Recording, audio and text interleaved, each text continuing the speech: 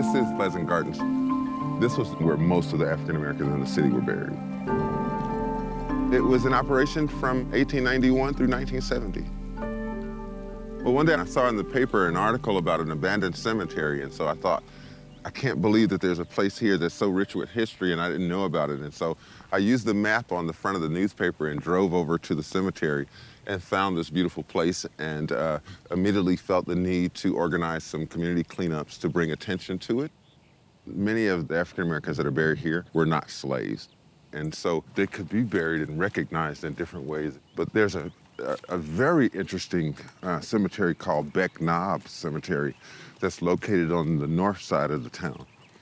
And it was a slave cemetery.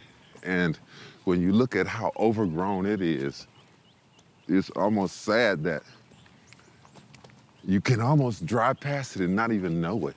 Would you take us there? Yeah, I could take you there, but I don't know how much you'll be able to see because it's really overgrown.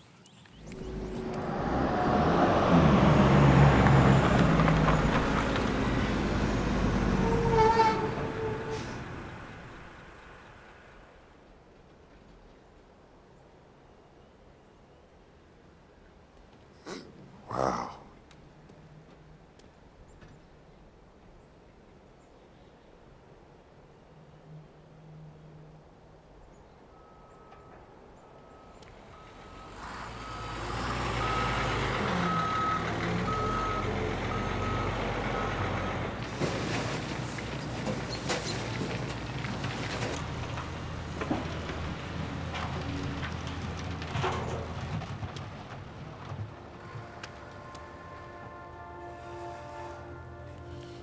I knew I wasn't crazy.